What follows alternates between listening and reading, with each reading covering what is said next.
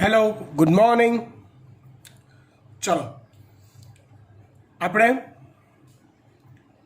કોષમાં આવેલી વિવિધ અંગિકાઓ વિશે ચર્ચા કરી રહ્યા છીએ. આજે એક બીજી અંગિકા લઈએ જેનું નામ છે કોષ રસ પટલ. નામ છે એનું કોષ રસ પટલ. હવે હું તમને પહેલાં કહી દઉં, કોષ રસ પટલ એ દેખાવમાં બી અઘરી છે. જો તમે આકૃતિ જોઈ શકો છો, તમને જોઈને થશે ઓ બાપા આવું દોરવાનું છે. ડોન્ટ વરી, હું શીખવાડીશ. અને થિયોરિટિકલી પણ થોડીક ટફ છે, પણ આઈ ટ્રસ્ટ ઓન યુ. તમે આજે ને આજે જ આ થિયરી તૈયાર કરી દેશો. હું જે રીતે સમજાવું છું એ એક્ઝામ્પલ સાથે તૈયાર કરી દેશો તો મારી ગેરંટી છે કે પરફેક્ટ થિયરી તમારે તૈયાર થઈ જશે. તમારા નોલેજ માટે કહી દઉં, નીટમાં આ ચેપ્ટરમાંથી MCQ પૂછાવાની સંભાવના કોષરસ પટલમાંથી સૌથી વધારે છે. ઇતિહાસ એવું કહે છે, હું નથી કહેતો. મતલબ અત્યાર સુધી છેલ્લા 25-30 વર્ષમાં નીટમાં આ ચેપ્ટરમાંથી જે પ્રશ્નો પૂછાયા હોય એની આપણે યાદી બનાવીએ તો સૌથી વધારે પ્રશ્નો કોષરસ પટલ પર પૂછાયેલા છે. એટલે નીટ માટે પણ અને બોર્ડ એક્ઝામ માટે પણ આ થિયરી એટલી જ ઇમ્પોર્ટન્ટ છે. એકાગ્રતા રાખીએ. આજે ને આજે જ થિયરી તૈયાર કરી હોમવર્ક લખીને મને મોકલી આપીએ. કંઈ ડાઉટ રહી જાય છે તો પૂછી લઈએ. નાઉ વી સ્ટાર્ટ ધ થિયરી.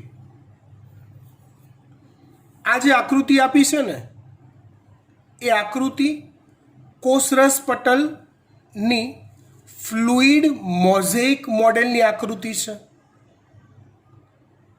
તો સૌથી પહેલાં મોડેલ એટલે શું એનો અર્થ તમને સમજાવું. કોઈ રચના વાસ્તવિક રીતે જેવી દેખાતી હોય એવી ને એવી જ એને સમજવી જો અઘરી હોય તો એને સમજવા માટે એનું એક સરળ સ્વરૂપ તૈયાર કરવામાં આવે જેને મોડેલ કહેવાય છે. દાખલા તરીકે દુકાનમાં એક નવો કુર્તીઓનો સ્ટોક આવ્યો છે. એ કુર્તી પેક કરીને પડી હોય તો એ પહેર્યા પછી કેવી લાગશે એ આઈડિયા નથી આવતો. તો દુકાનવાળા તમને એ સરળતાથી સમજણ પડે કે આ કુર્તી કેવી લાગશે પહેર્યા પછી એના માટે શું આઈડિયા વાપરે? તો કે દુકાનમાં મોડેલ મૂકેલા હોય, એ મોડેલ્સને એ કુર્તી પહેરાવી દીધેલી હોય. એટલે તમને ઇમેજિનેશન કરી સરળતાથી અંદાજ આવે કે આ કુર્તીની ડિઝાઇન અને બધું મને પહેર્યા પછી કેવું લાગશે. સેમ વે કોષરસ પટલને સરળતાથી સમજવા માટે એની ઓરિજિનલ રચના જો તમે જુઓ છો તો આપણા લેવલે તમને કે મને કે ગતાગમ પડે એવી નથી. માટે આ એક મોડેલ સ્વરૂપ તમારી આગળ મૂકેલું છે એની રચનાનું. જો પહેલાં આકૃતિ હું તમને નામ નિર્દેશન સાથે સમજાવી દઉં થોડીક. આકૃતિ કેવી છે અને શું છે એમ. જો આકૃતિમાં ધ્યાનથી જુઓ ને તો મેં આ બ્લુ કલરના ગોળ બોલ્સ દોરેલા છે. બ્લુ કલરના એવા ઉપર પણ છે અને નીચે પણ છે. ઉપર પણ છે અને નીચે પણ છે. આકૃતિ થોડીક 3D શેપ આપવા ટ્રાય કરેલો છે. કેવું હોય કહું? દાખલા તરીકે માની લો કે આવું એક પેપર છે. હવે એ પેપરને હું આમ કરું, સમજો બરાબર કઈ રીતે. આમ વાળું આ રીતે આકૃતિ ખરેખર આવી હોવી જોઈએ. 3D શેપ આપવા માટે આકૃતિને આવું સ્વરૂપ આપવા ટ્રાય કરેલો છે, આ રીતે. મતલબ તમને શું કહેવા માગે છે એ કહું કે અહીંયા તમને ધારો કે બ્લુ કોષોનું, બ્લુ બોલ્સનું સિંગલ લેયર દેખાય છે, તો તમે એવું ઇમેજિનેશન કરો કે બેટા એ લેયર સિંગલ નથી, આવું સળંગ છે. પણ આ તો આમ આકૃતિ આપી છે એટલે તને દેખાતું નથી. અહીંયા મેં એને આમ કરી દીધું છે એટલે જો દેખાયું તને એમ. સેમ બે નીચે અહીંયા સિંગલ લેયર આપ્યું છે એટલે તમને એવું લાગે કે ઓહો 1 2 3 4 5 6 10 15 આવા જ ગોળ ગોળ બોલ્સ છે. પણ એવું નથી. એ આકૃતિને કેવું કર્યું છે? આમ કરીને આમ વાળી દીધી છે. આ કેવું કર્યું ખબર છે? પેલું કપડાં નીચોવવા માટે આપણે કપડું પકડીને કેવું કરીએ? સહેજ આમ વાળીએ ને, આમ. એ રીતે આકૃતિ સહેજ વાળીને બતાવેલી છે. બસ સમજી ગયા? ગુડ. હવે દરેક બ્લુ બોલ જુઓ અને એની નીચે આવી લટકતી દોરીઓ છે. દરેક બ્લુ બોલ નીચે આવી લટકતી દોરી, રાઈટ? કંઈક આ રીતે.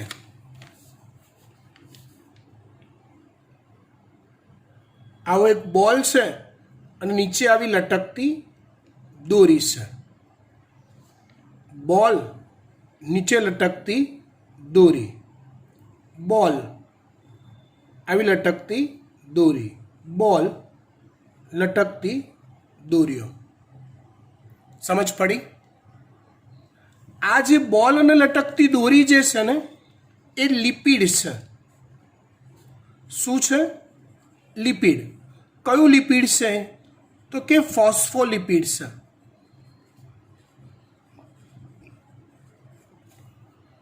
કયું લિપિડ છે? હું બીજું એક પેજ લઈ લઉં. આ વળી ગયું છે એટલે જોવાની મજા નહીં આવે. આવો બોલ અને લટકતી દોરી.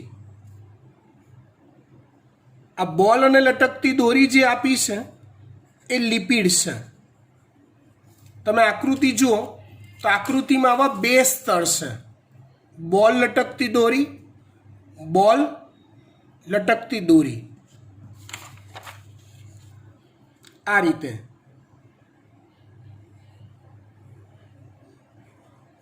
રાઈટ? તો એ લિપિડના આવા 2 સ્તર છે એવું કહેવાય. આ એક સ્તર, આ એક સ્તર અને આ બીજું સ્તર. આ જે બોલ છે ને એને શીર્ષ કહેવાય છે. બોલને શીર્ષ કહેવાય. અને જે લટકતી પૂંછડી છે ને એને પૂંછડી કહેવાય. દોરીને પૂંછડી કહેવાય. શીર્ષ અને પૂંછડી. હવે બંને સ્તર કેવા ગોઠવાયેલા છે? ધ્યાનથી જુઓ તો બોલ એ બહારની બાજુ છે, આઉટર સાઈડ, સપાટી પર, અને ઇનર સાઈડ પૂંછડી છે. ખબર પડી વાત? બંનેમાં એવું છે. બંને લેયર કઈ રીતે ગોઠવાયેલા છે? દાખલા તરીકે અમારો હાથ લો. આ બોલવાળી સપાટી છે ધારો કે, આ પૂંછડીવાળી સપાટી છે ધારો કે. અહીંયા માની લો કે આવા આમ પૂંછડા છે, આવા આમ લટકતા. તો એ બંને લેયર આમ ગોઠવાયેલા છે, આમ, કે જેમાં બંને લેયરમાં બોલ એ આઉટર સાઈડ છે, આઉટર સાઈડ, અને પૂંછડી ઇનર સાઈડ છે, આ જગ્યા પર. ક્લિયર? ગુડ. તો એ છે ફોસ્ફોલિપિડ. અહીંયા એનું નામ નિર્દેશન આપ્યું છે દ્વિસ્તરીય લિપિડ. ડન. હવે લિપિડમાં પ્રોટીનના અણુઓ આવેલા હોય છે. એ લિપિડમાં પ્રોટીનના અણુઓ આવેલા હોય છે. જો અહીંયા લાલ કલરથી જેટલું બી દોર્યું છે ને દાખલા તરીકે તો આ એક પ્રોટીન છે, આ દોરી જેવી રચના અંદર આમ ગૂંચળું થઈ ને પાછી આમ બહાર આવે છે, તે પણ એક પ્રોટીન છે. જો આ એ પ્રોટીન છે. પ્રોટીનની સાથે આવા ગોળ ગોળ દડા દોર્યા છે. જો અહીંયા પણ, અહીંયા પણ, અહીંયા પણ, અહીંયા, અહીંયા, એ જે ગોળ ગોળ દડા છે એ શર્કરા અથવા કાર્બોહાઈડ્રેટ છે. ફરીવાર, દ્વિસ્તરીય લિપિડ, તમે સમજી ગયા. પ્રોટીન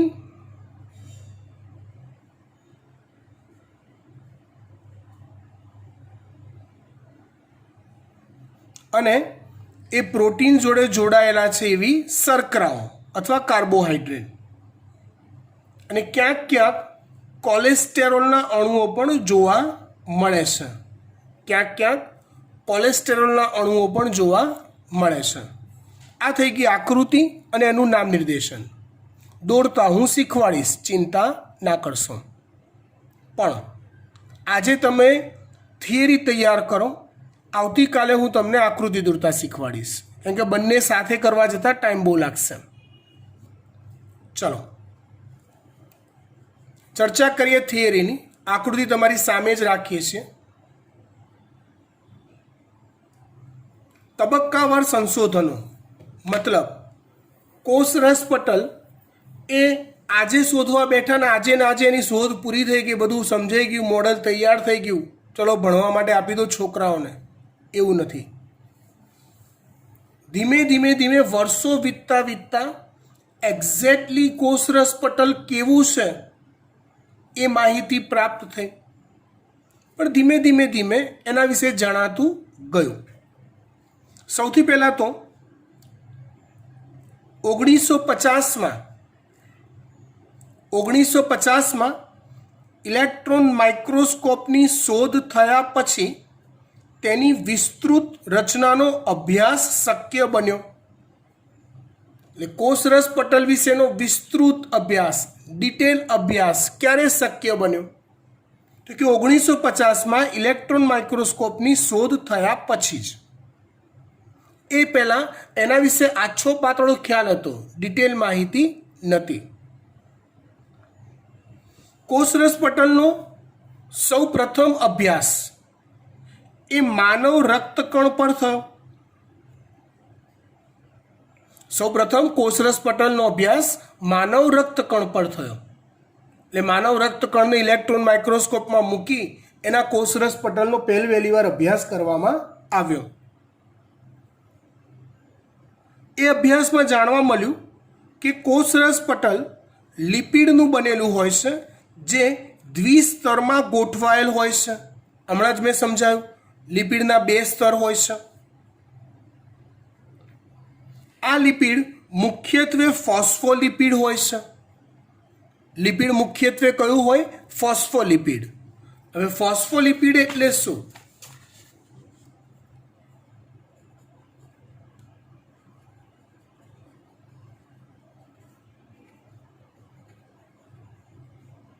એટલે થાય ફોસ્ફેટ અથવા ફોસ્ફરસ પ્લસ લિપિડ. એવું બીજું આવે છે, જો તમે ગોલ્ગી કાંઈ ધ્યાનથી ભણ્યા હો તો ગ્લાયકોલિપિડ. તો ગ્લાયકોજન આ એક પ્રકારનો કાર્બોહાઈડ્રેટ છે.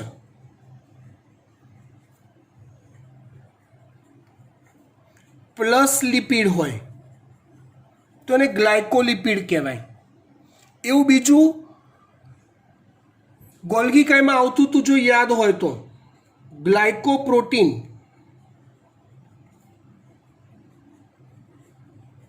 આ હું ના કહું, તમારે જાતે વિચારવાનું. આવડી ગયું તમને? ગુડ.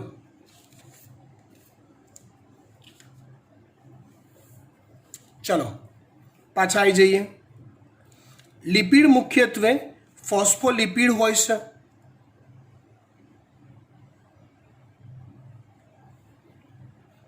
તેની ગોઠવણમાં ધ્રુવીય, સમજાવું છું, ચિંતા ના કરો, ધ્રુવીય અથવા એના માટે બીજો શબ્દ વપરાય છે જલ અનુરાગી શીર્ષ બહારની તરફ, જ્યારે જલ વિતરાગી અથવા અધ્રુવીય પૂંછડી અંદરની તરફ ગોઠવાયેલી હોય છે.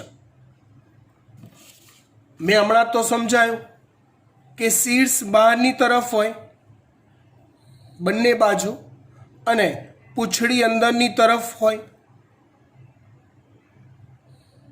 રાઈટ. પણ ધ્રુવીય અથવા જલ અનુરાગી એટલે શું?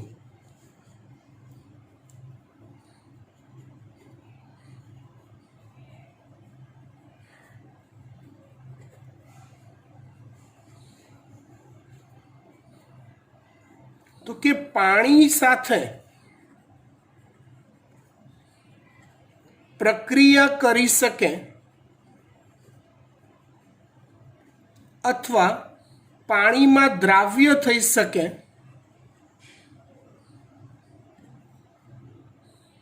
તેને ધ્રુવીય ઘટકો કહેવાય. જલવિતરાગી, જો અર્થ સમજો, ગુજરાતી પાક્કું આવડતું હોય તો, જલ એટલે પાણી, અનુરાગ, અનુરાગનો અર્થ થાય છે પ્રેમ. તો જેને પાણી પ્રત્યે પ્રેમ છે, જેને પાણી સાથે સારું ફાવે છે, એને કહેવાય જલ અનુરાગી. જલ વિતરાગી અથવા અધ્રુવીય એટલે શું? કે જે પાણી સાથે પ્રક્રિયા કરી શકતા નથી, અથવા જેને પાણી માટે પ્રેમ નથી, અથવા જે પાણીમાં દ્રાવ્ય નથી, એને કહેવાય છે જલ વિતરાગી. એટલે અહીંયા આ જે શીર્ષ છે ને, આ એ જલ અનુરાગી છે, અર્થાત ધ્રુવીય છે, અને પૂંછડી જે છે ને એ જલ વિતરાગી છે, મતલબ કે અધ્રુવીય છે. હમણાં મેં હથેળીવાળી વાત તમને સમજાવી હતી કે બંનેના જલ અનુરાગી છેડા બહારની બાજુ છે, બંને સ્તરના, અને જલ વિતરાગી છેડા એ અંદરની સાઈડ છે. એ રીતે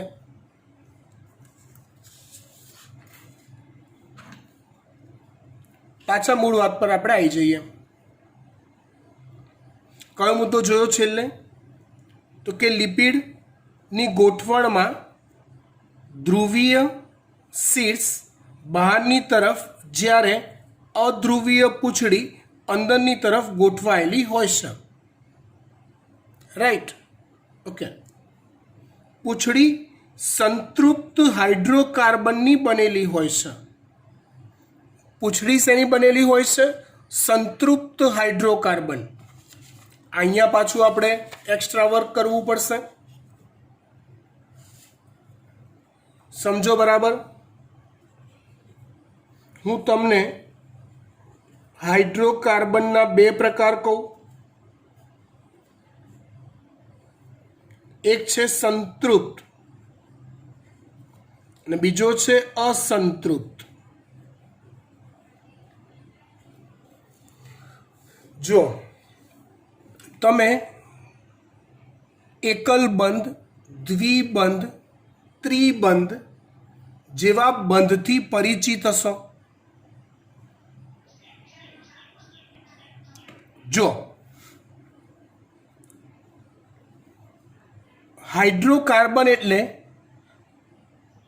CH2 CH2 CH2 એવી કાર્બન વચ્ચેની સળંગ લાંબી શૃંખલા હોય એને હાઇડ્રોકાર્બન કહેવાય, જેમાં મુખ્ય અણુઓ કાર્બન અને હાઇડ્રોજન હોય. સંતૃપ્ત હાઇડ્રોકાર્બનમાં એવું હોય કે દરેકે દરેક કાર્બન વચ્ચે આવો એકલ બંધ આવેલો હોય જેને સંતૃપ્ત કહેવાય.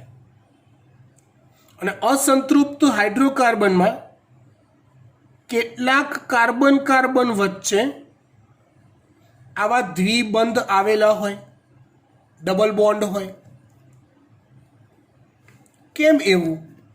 કે આવા દ્વિબંધ આવેલા હોય એવા હાઇડ્રોકાર્બનને અસંતૃપ્ત કહેવાય અને એકલ બંધ આવેલા હોય એવા હાઇડ્રોકાર્બનને સંતૃપ્ત કહેવાય. કેમ? શા માટે એવું? રીઝન, કોઈ પણ સંયોજનમાં આવેલા પરમાણુઓ હોય ને, સમજો બરાબર, એ પરમાણુઓની ફર્સ્ટ ચોઇસ, એનો પ્રથમ પ્રેમ એવો હોય છે કે મારી દરેકે દરેક સંયોજકતા એકલ બંધથી જોડાય. આ જે એકલ બંધ હોય ને એ આયનિક બંધ કહેવાય, જે દરેકે દરેક પરમાણુની ફર્સ્ટ ચોઇસ હોય છે.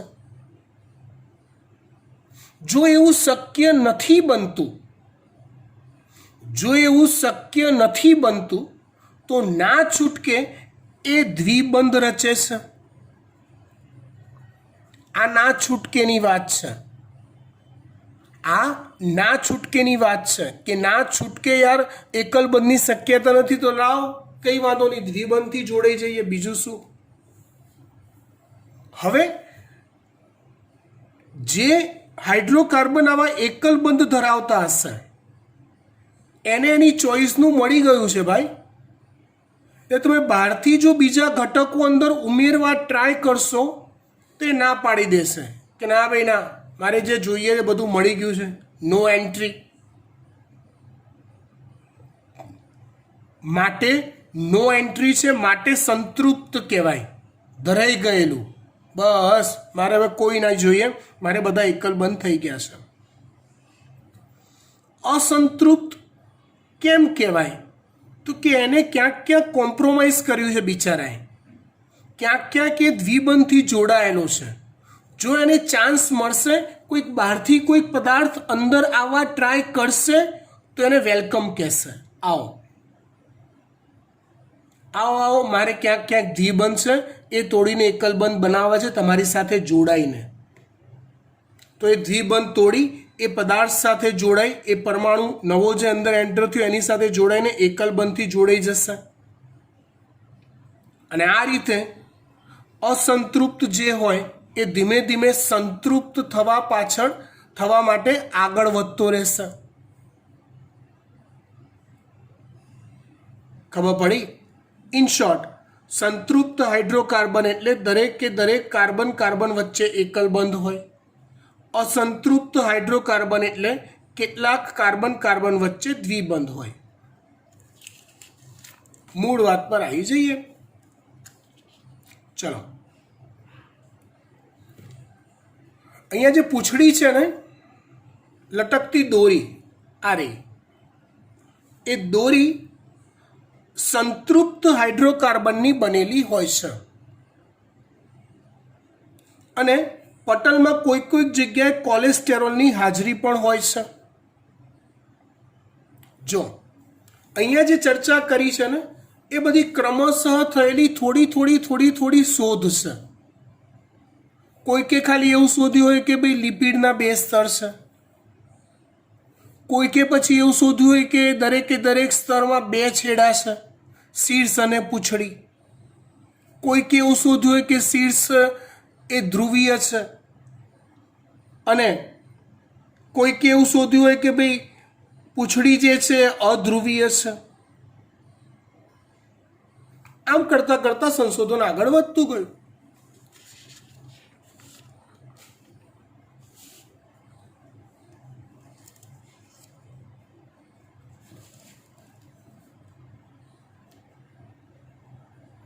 જો ત્યાર પછીના જૈવ રાસાયણિક સંશોધનો પરથી સ્પષ્ટ થયું કે કોષરસ પટલ પ્રોટીન તેમજ કાર્બોદિત પણ ધરાવે છે. ત્યાર પછી વર્ષો વીતતા એવું શોધાયું કે ભાઈ ખાલી લિપિડ નથી એની અંદર, ભાઈ પ્રોટીન પણ છે અને કાર્બોહાઈડ્રેટ પણ છે અથવા શર્કરા પણ છે એની અંદર. કોની અંદર? કોષરસ પટલમાં. જેમાં મુખ્ય ઘટકો જોવા જાઓ તો લિપિડ અને પ્રોટીન કહેવાય. શર્કરા હોય ખરી પણ ઓછી હોય. જુદા જુદા કોષોમાં લિપિડ અને પ્રોટીનનું પ્રમાણ અલગ અલગ હોય છે. માનવ રક્તકણમાં એનું પ્રમાણ જોવા જાઓ તો 52% પ્રોટીન હોય અને 40% જેટલું લિપિડ હોય છે. 52% જેટલું શું હોય? પ્રોટીન, અને 40% જેટલું લિપિડ હોય છે. એક ખાનગી વાત શીખવાડી દઈએ, કોઈને કહેતા નહીં.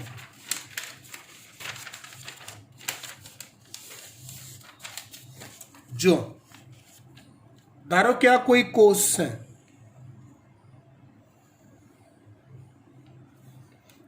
આ એનું કોષરસ પટલ છે. તો અહીંયા જે સ્ટ્રક્ચર છે ને, હકીકતમાં એ આ રીતે ગોઠવાયેલું હોય. સમજી શકો છો તમે? હું ફુગ્ગોને દોરી દોરતો જોઉં છું. આમ ગોઠવાયેલું હોય કોષરસ પટલનું સ્ટ્રક્ચર. તો પ્રોટીન અને લિપિડના પ્રમાણનો આધાર, ખાનગી વાત છે, કોઈને કહેતા નહીં.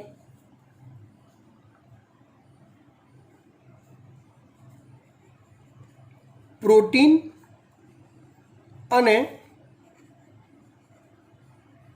લિપિડના પ્રમાણનો આધાર કોષની આરપાર થતા દ્રવ્યોની અવર જવર પર હોય છે. ઇન શોર્ટ, ખાનગીમાં જેટલી દ્રવ્યોની અવર જવર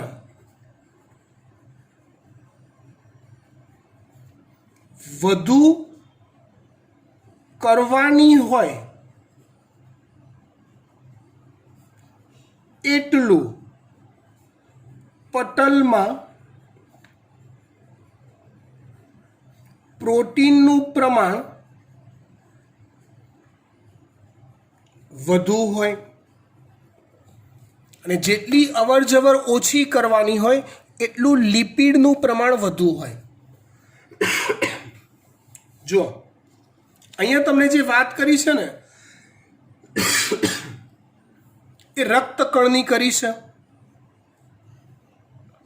કે રક્તકણમાં 52% પ્રોટીન અને 40% લિપિડ આવેલો હોય છે. ઇન શોર્ટ, રક્તકણમાં પ્રોટીનનું પ્રમાણ કેવું છે? વધારે. એ પ્રમાણ વધારે જોયું ને એટલે તમે એવું ધારી લેશો કે રક્તકણમાં દ્રવ્યોની અવર જવર સતત થયા કરે, અને સાચું પણ છે. રક્તકણ કોન્સ્ટન્ટલી O2 અને CO2 ની અવર જવર થવા દેતું હોય છે. આપણા ફેફસા દ્વારા શ્વાસમાં લેવાયેલો ઓક્સિજન રક્તકણમાં જાય છે. રક્તકણમાં રહેલો કાર્બન ડાયોક્સાઇડ ફેફસામાં જાય છે. એ રક્તકણ ઓક્સિજન લઈને કોષો સુધી જાય છે. કોષોને ઓક્સિજન આપે છે અને કોષોમાંથી રહેલો કાર્બન ડાયોક્સાઇડ લે છે. ઇન શોર્ટ, રક્તકણ બાપડો સતત O2 CO2 ની આપલે કર્યા કરે છે, કોષની અંદર બહાર, અંદર બહાર, અંદર બહાર. માટે એમાં પ્રોટીનનું પ્રમાણ વધારે છે. શીખવાડ્યું એક વાત તમને, બે રીતે છેતરે. 4 અલગ અલગ પ્રકારના કોષો આપ્યા હોય, 3 અલગ અલગ પ્રકારના કોષો આપ્યા હોય, એમાં દ્રવ્યોના અવર જવરની માત્રા કે ટકાવારી આપી હોય, અને પછી તમને નીચે ઓપ્શનમાં એવું આપ્યું હોય કે આમાંથી કોની અંદર કેટલું પ્રોટીન ને કેટલું લિપિડ હોય. આંકડા સાથે લેવા દેવાની, તમારે ખાલી આ રક્તકણવાળા આંકડા યાદ રાખવાના, બાકી બુદ્ધિ વાપરવાની. શું બુદ્ધિ વાપરવાની? કે જેમાં દ્રવ્યોની અવરજવરની ટકાવારી વધુ હશે એમાં પ્રોટીન વધુ હશે, બસ. અથવા એનું ઊંધું પૂછે, તમને અલગ અલગ કોષોમાં પ્રોટીન અને લિપિડની ટકાવારી માત્રા આપી દીધી હોય અને પછી તમને એવું પૂછે કે કોષમાંથી અવરજવર માટેનો વધુથી ઓછા પ્રમાણનો ક્રમ જણાવો, તો તમને શોધતા આવડી જાય. ગુડ. આગળ જોઈએ.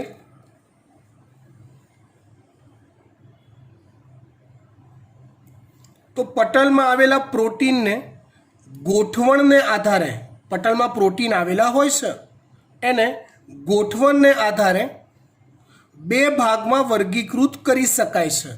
એ મુખ્યત્વે બે પ્રકારે ગોઠવાયેલા હોય. એક અંતર્ગત પ્રોટીન કે જે પટલમાં અંશતઃ કે સંપૂર્ણ ખૂંપેલા હોય, આ રીતે. જો આ પ્રોટીન છે પૂરેપૂરું ખૂંપેલું છે, આ પ્રોટીન બી પૂરેપૂરી ખૂંપેલું છે, આ જો આટલું છે એટલે અંશતઃ પટલમાં ખૂંપેલું છે. જો આવું પ્રોટીન હોય, તો એને અંતર્ગત પ્રોટીન આવું પ્રોટીન હોય તો એને અંતર્ગત પ્રોટીન કહેવાય. સપાટીય પ્રોટીનની આકૃતિ એ ચોપડીમાં આપેલા સ્ટ્રક્ચરમાં આપેલી નથી, એટલે હું તમને દોરીને બતાવું છું અલગથી. એ આવું હોય, આ રીતનું. એટલે કે પૂરેપૂરું સપાટી પર હોય, અંદર ખૂંપેલું હોય નહીં. અંશતઃ કે પૂરેપૂરું પટલમાં ખૂંપેલું હોય લિપિડના પટલમાં તો એ અંતર્ગત, અને પૂરેપૂરું સપાટી પર હોય બહારની કે અંદરની તો એને કહેવાય સપાટીય. આવા બે પ્રકારના પ્રોટીન હોય છે. જો થિયરી લાંબી છે, અહીંયા જેટલી વાત કરી એ અત્યાર સુધીની થયેલા શોધ સંશોધનની વાત કરી છે કોષરસ પટલ માટેના. ફટાફટ એ મુદ્દાઓ હું રિપીટ કરી લઉં. જો ઇલેક્ટ્રોન માઇક્રોસ્કોપની શોધ 1950માં થઈ, ત્યાર પછી એની વિસ્તૃત રચનાનો અભ્યાસ કરવાની ખબર પડી. સૌથી પહેલાં અભ્યાસ ક્યાં કરાયો? તો કે માનવ રક્તકણમાં કરાયો. ત્યાર પછી ખબર શું પડી અભ્યાસ કરતાં કરતાં? તો કે કોષરસ પટલ લિપિડનું બનેલું હોય છે જે દ્વિસ્તરીય ગોઠવણ પામેલું હોય છે. લિપિડ મુખ્યત્વે કયો હોય? તો કે ફોસ્ફોલિપિડ હોય. તેની ગોઠવણમાં ધ્રુવીય શીર્ષ ગોળ બોલ અને અધ્રુવીય પૂંછડી લટકતી દોરી આવેલી હોય. ધ્રુવીય શીર્ષ એ બહારની તરફ હોય અને અધ્રુવીય પૂંછડી એ અંદરની તરફ હોય. પૂંછડી એ સંતૃપ્ત હાઇડ્રોકાર્બનની બનેલી હોય છે. ક્યાંક ક્યાંક પટલમાં કોલેસ્ટેરોલની પણ હાજરી જોવા મળે છે. ત્યાર પછી જૈવ રાસાયણિક સંશોધનો પરથી એવું સ્પષ્ટ થયું કે કોષરસ પટલ પ્રોટીન અને કાર્બોદિત પણ ધરાવે છે. જુદા જુદા કોષોમાં લિપિડ અને પ્રોટીનનું પ્રમાણ અલગ અલગ હોય છે. એ અલગ અલગ પ્રમાણ શેના આધારે નક્કી થાય? તો મેં તમને સમજાયું. કોષની આરપાર થતી દ્રવ્યોની અવરજવરની માત્રા પરથી.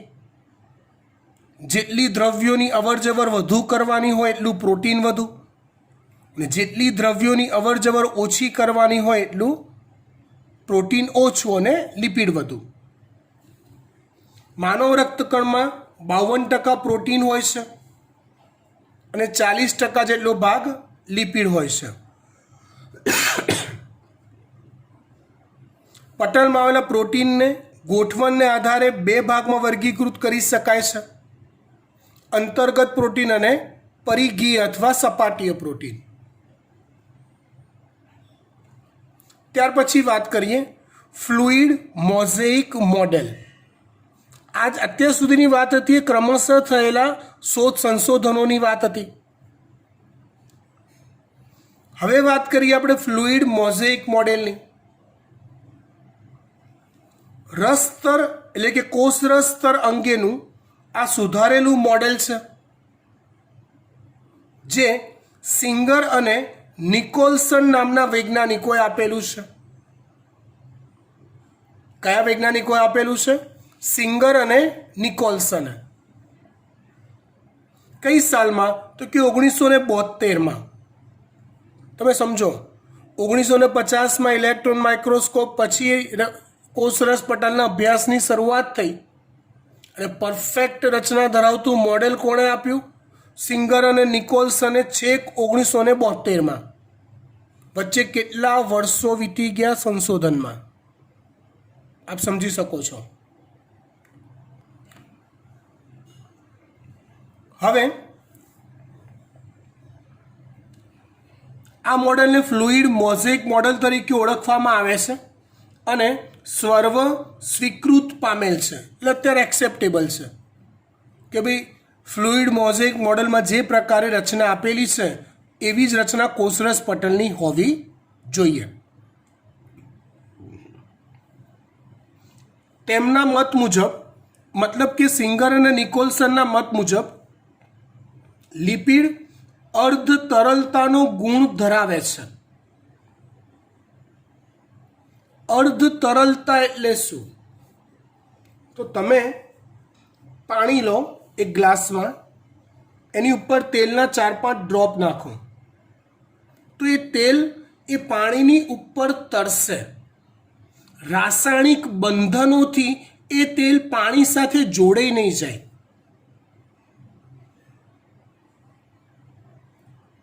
આ ગુણધર્મને તરલતા કહેવાય. અથવા સાદી ભાષામાં એવું કહેવાય કે લિપિડ એ એની જોડે આવેલા પ્રોટીન સાથે આ જે સ્ટ્રક્ચર બનાવ્યું ને, આ સ્ટ્રક્ચર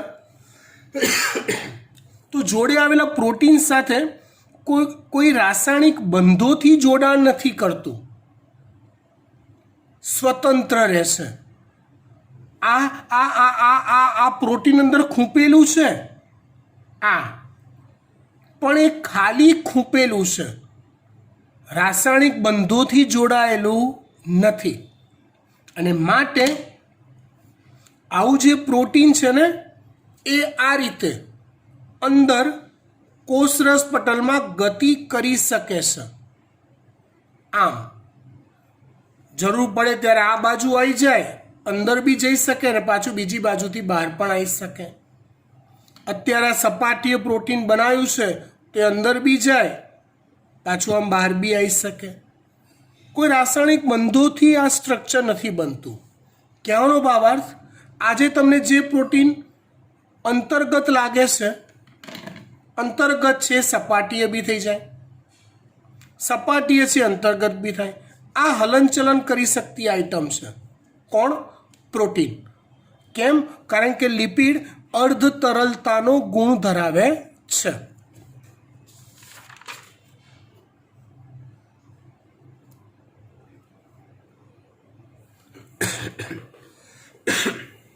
તેમના મત મુજબ લિપિડ અર્ધ તરલતાનો ગુણ ધરાવે છે.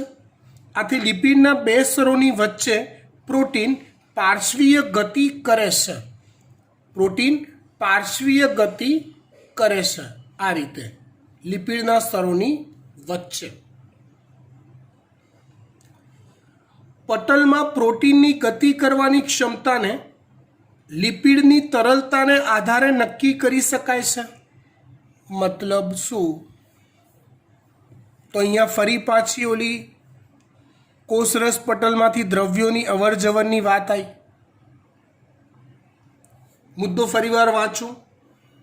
પટલમાં પ્રોટીનની ગતિ કરવાની ક્ષમતાને લિપિડની તરલતાને આધારે નક્કી કરી શકાય છે. મતલબ લિપિડની તરલતા જેટલી વધુ એટલું પ્રોટીન વધુ ગતિ કરી શકે, અને જેટલું પ્રોટીન વધુ ગતિ કરે એટલી દ્રવ્યોની અવર જવર વધુ થઈ શકે. It's simple. સાદી ભાષામાં કહું તો જેટલું લિપિડનું પ્રમાણ ઓછું હશે એટલી એની તરલતા વધુ હશે, અને એટલું પ્રોટીન વધુ સરસ ગતિ કરી શકશે. એટલે આ મુદ્દાને આ પ્રમાણ સાથે સીધો સંબંધ છે એવું કહેવાય. લિપિડ ઓછું તો પ્રોટીન વધુ, લિપિડ ઓછું એમ તરલતા વધુ, અને લિપિડ જેટલું વધુ હોય એટલી તરલતા ઓછી હોય.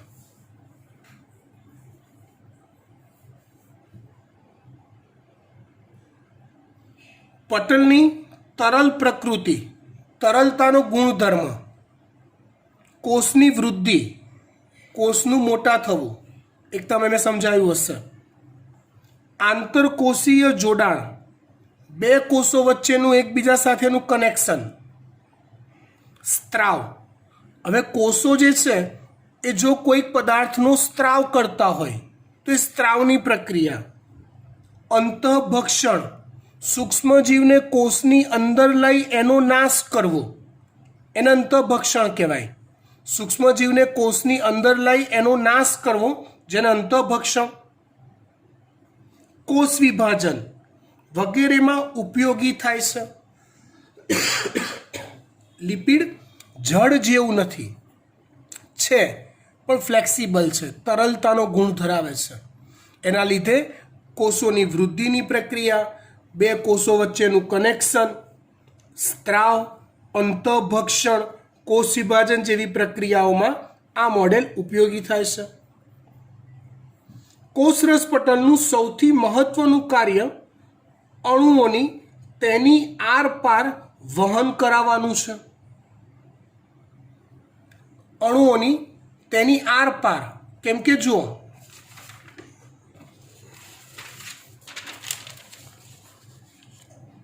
કોષ આપણા શરીરનો રચનાત્મક અને ક્રિયાત્મક એકમ છે. બહારથી કોઈ ઘટકને કોષમાં જવું છે ઇન, અંદરથી કોઈ ઘટકને બહાર જવાનું કે કાઢવાનું હોય તો એને આઉટ કહેવાય. તો એ દ્રવ્યોની ઇન અને આઉટની પ્રક્રિયા કોષરસ પટલમાંથી જ થશે. તો એ કોષરસ પટલનું સૌથી મહત્વનું કાર્ય છે. કયું? આરપારનું વહન. આ પટલ તેની બંને બાજુએ આવેલા અણુઓ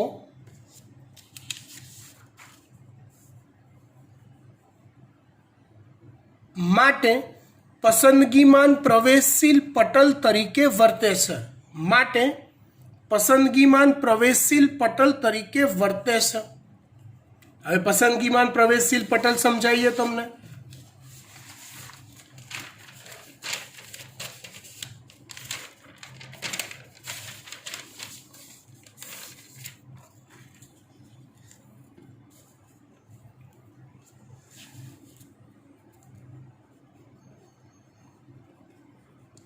કોષરસ પટલ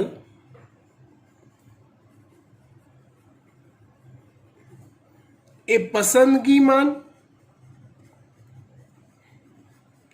પ્રવેશશીલ પટલ તરીકે વર્તે છે. તો પસંદગીમાન પ્રવેશશીલ પટલ એટલે શું?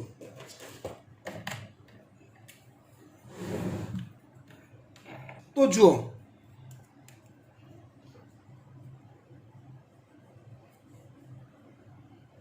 જે પટલ પોતાની ઈચ્છા કે અનુકૂળતા ચોઈસ મુજબ દ્રવ્યનો પ્રવેશ કરાવી શકે કે અટકાવી શકે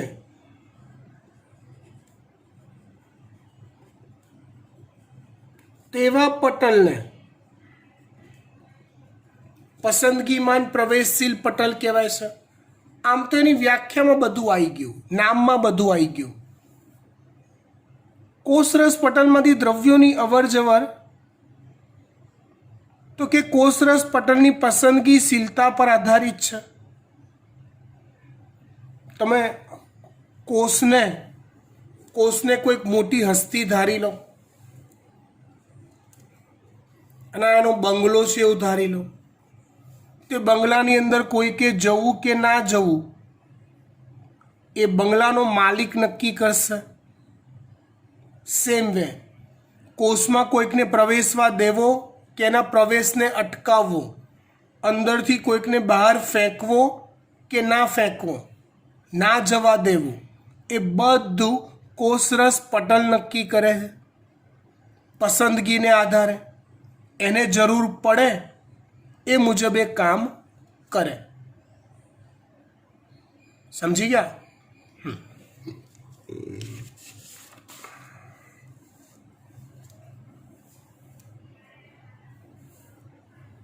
ઓકે. કોષરસ પટલ દ્વારા થતું જે વહન હોય ને, દ્રવ્યોનું વહન, એ મુખ્ય બે પ્રકારનું ધારી લો. એક નિષ્ક્રિય વહન અને બે સક્રિય વહન. કયા બે પ્રકારનું વહન છે? એક નિષ્ક્રિય વહન અને બીજું સક્રિય વહન. બંને વચ્ચે ફરક શું?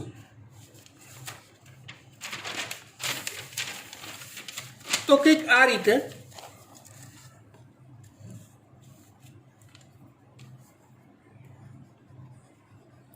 દ્રવ્યોનું વહન, તેના મુખ્ય બે પ્રકાર. એક નિષ્ક્રિય વહન અને બીજું સક્રિય વહન. નિષ્ક્રિય વહન એટલે શું?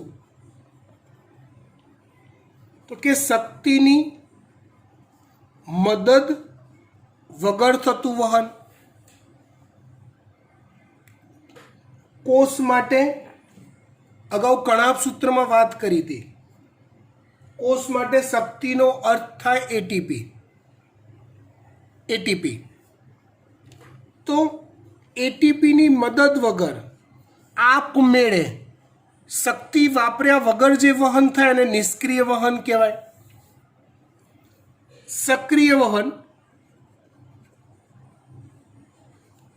તો કે શક્તિની મદદથી થતું જે વહન છે, એટીપી વાપરીને થતું જે વહન છે, એને સક્રિય વહન કહેવાય.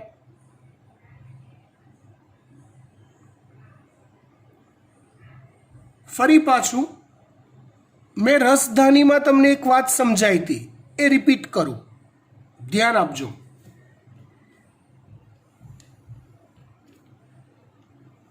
ધારો કે આ કોઈ ઢાળ છે, અહીંયા કોઈ ગોળ પદાર્થ છે, એ પદાર્થને મારે નીચે લઈ જવો છે, તો મારે શક્તિ આપવી પડશે. તમે કહેશો ના, એની જાતે ગગડીને જતો રહેશે. કેમ? કેમ કે ઢાળની દિશામાં જાય છે. પણ જો એ નીચે પડેલા પદાર્થને મારે પાછો ઉપર લઈ જવો હોય તો આપમેળે જશે? તમે કહેશો ના, એને ખેંચીને લઈ જવો પડશે, શક્તિ વાપરીને લઈ જવો પડશે. કેમ કે કઈ દિશામાં જઈ રહ્યો છે?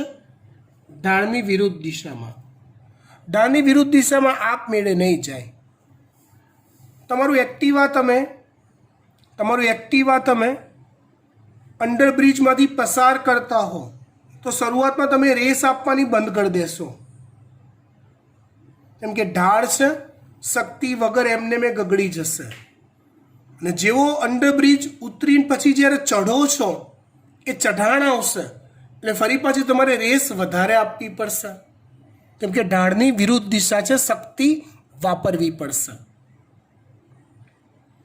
એ જ તફાવત નિષ્ક્રિય અને સક્રિય વહનમાં છે. મુખ્ય તફાવત. નિષ્ક્રિય તફાવત શક્તિની મદદ વગર થાય, એટલે કે ઢાળની દિશામાં થાય, મતલબ કે કોઈ પદાર્થ પોતાના વધુ પ્રમાણથી પોતાના ઓછા પ્રમાણ તરફ જો જાય, કોઈ પદાર્થ પોતાના વધુ પ્રમાણથી પોતાના ઓછા પ્રમાણ તરફ જો જાય તો એ ઢાળની દિશામાં ગયો કહેવાય. જે આપમેળે જાય શક્તિ ના વાપરવી પડે, એટીપી ના વપરાય, માટે એને નિષ્ક્રિય વહન કહેવાય. લાઈક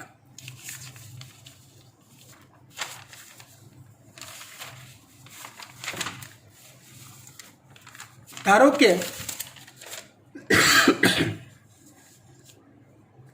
કોષની બહાર એક પદાર્થ છે Na+, ધારો કે એના 30 અણુ છે, અંદર Na+ ના 5 અણુ છે. તો એ Na+ બહારથી જ્યારે અંદર આવશે ને તો શક્તિની મદદ વગર આપમેળે આવશે, જેને કહેવાય નિષ્ક્રિય વહન. ખબર પડી? શક્તિ ના વપરાય એમાં. સક્રિય વહન એટલે શું? તો કે પદાર્થ એ ઢાળની વિરુદ્ધ દિશામાં ગતિ કરે, જે આપમેળે ના થાય. કઈ તરફ? તો કે ઓછા પ્રમાણથી વધુ પ્રમાણ તરફ જાય. તો કે જાતે નહીં જાય, શક્તિ વપરાશે એટીપી સ્વરૂપની, જેને કહેવાય સક્રિય વહન. માની લો અત્યારે એવી કન્ડિશન હોય કે કોષને પોતાની પાસે રહેલા 5 Na+ની પણ જરૂર નથી, કાઢી મૂકો સાલાને બહાર, હાલ એની જરૂર નથી. તો કોષ જો એ Na+ને અંદરથી બહારની તરફ પટલ દ્વારા ધકેલશે ને તો ઓછાથી વધુ પ્રમાણ તરફ ધકેલ્યો એવું કહેવાય. તો એ વહન કયું હશે? સક્રિય વહન, એટીપી વાપરીને થતું હશે. ખબર પડી ગઈ? ગુડ.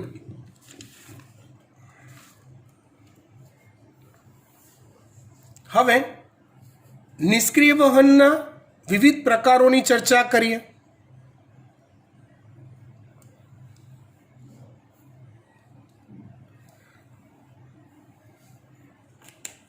પહેલો પ્રકાર છે પ્રસરણ.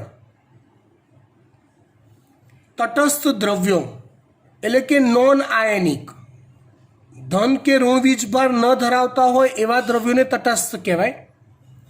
સામાન્ય પ્રસરણ સિદ્ધાંત અનુસાર વધુ પ્રમાણથી ઓછા પ્રમાણ તરફ પટલની આરપાર વહન પામે છે, જેને પ્રસરણ કહે છે. જેને પ્રસરણ કહે છે. પ્રસરણની બીજી એક ખાસિયત કહું તમને.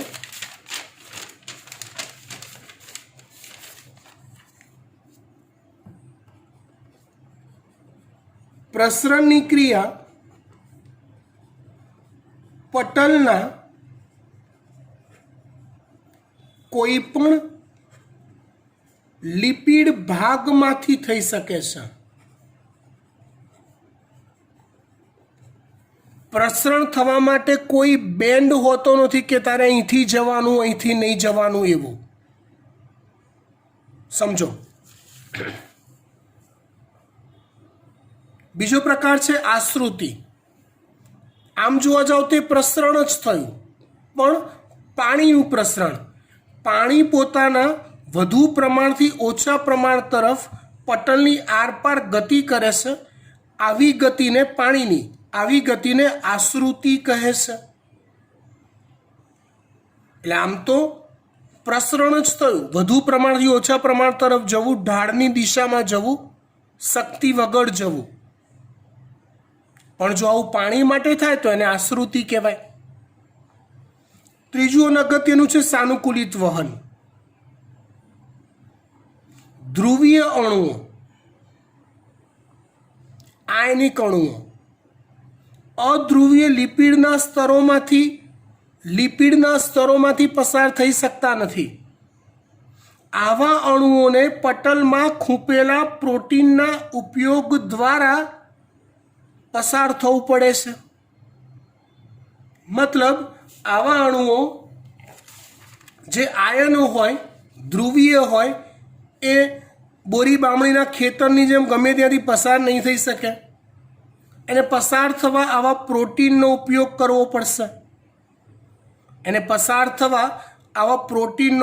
કરવો પડશે. જો આવા પ્રોટીનના ઉપયોગથી વધુથી ઓછા પ્રમાણ તરફ વહન થાય તો એને સાનુકૂલિત વહન કહેવાય. ફરી એકવાર હું નિષ્ક્રિય વહન તમને કહું. નિષ્ક્રિય વહન એટલે એક સિમ્પલ ડેફિનેશન, અલગ રીતે સમજાવું છું, ધ્યાન આપજો બેટા. નિષ્ક્રિય વહન એટલે એક સિમ્પલ ડેફિનેશન, શક્તિ વાપર્યા વગર સંકેન્દ્રણ ઢાળની દિશામાં થતું વહન. ઓકે, હવે એ નિષ્ક્રિય વહનના 3 પ્રકાર જોઈએ. પહેલો પ્રકાર પ્રસરણ. જો પદાર્થ, ત્રણેયની કોમન વાત એ છે કે વધુ પ્રમાણથી ઓછા પ્રમાણ તરફ જવું. નિષ્ક્રિય વહનની ફિક્સ્ડ વાત, શક્તિ વગર વધુ પ્રમાણથી ઓછા પ્રમાણ તરફ જવું. જો આ ક્રિયા ગમે ત્યાંથી થાય, કોઈ બી જગ્યાએથી થાય તો એને પ્રસરણ કહેવાય. આવું ગમે ત્યાંથી થતું વહન જો પાણી માટે થતું હોય તો એને આશ્રુતિ કહેવાય. અને જો આવું વહન રિસ્ટ્રિક્ટેડ હોય, ફક્ત પ્રોટીનમાંથી જ થતું હોય તો એને સાનુકૂલિત વહન કહેવાય. ત્રણેયમાંથી એકેમાં શક્તિ વપરાતી નથી. ફરક છે ખાલી કઈ જગ્યાએથી વહન થાય છે પટલમાંથી એનો. ત્યાર પછી પ્રકાર છે સક્રિય વહન. કેટલાક અણુઓ કે આયનોનું વહન સંકેન્દ્રણ ઢાળની વિરુદ્ધ દિશામાં થાય છે. હમણાં સમજીએ આપણે વિરુદ્ધ દિશા એટલે કે ઓછા અણુઓથી વધુ અણુઓ તરફ થાય છે. આવા અણુઓનું વહન વિશિષ્ટ વાહક પ્રોટીન દ્વારા જ થાય, જેને આયન પંપ કહેવાય છે. આવા પ્રોટીનને શું કહેવાય છે? આયન પંપ દ્વારા થાય છે. આ વહનમાં એટીપી સ્વરૂપની શક્તિ વપરાય છે, જેને સક્રિય વહન કહે છે. દાખલા તરીકે Na+K+ પંપ. શક્તિની મદદ વગર નિષ્ક્રિય, શક્તિની મદદથી સક્રિય. નિષ્ક્રિય સંકેન્દ્રણ ઢાળની દિશામાં, સક્રિય સંકેન્દ્રણ ઢાળની વિરુદ્ધ દિશામાં. નિષ્ક્રિય શક્તિ ના વપરાય, સક્રિય એટીપી સ્વરૂપની શક્તિ વપરાય. નિષ્ક્રિય વધુથી ઓછા પ્રમાણ તરફ 3 પ્રકારે. ગમે ત્યાંથી થાય તો પ્રસરણ, વધુથી ઓછા પ્રમાણ તરફ પાણીનું થાય તો આશ્રુતિ, વધુથી ઓછા પ્રમાણ તરફ ધ્રુવીય અણુઓનું થાય, આયનિક અણુઓનું થાય, વાહક પ્રોટીનમાંથી થાય તો એને કહેવાય સાનુકૂલિત વહન.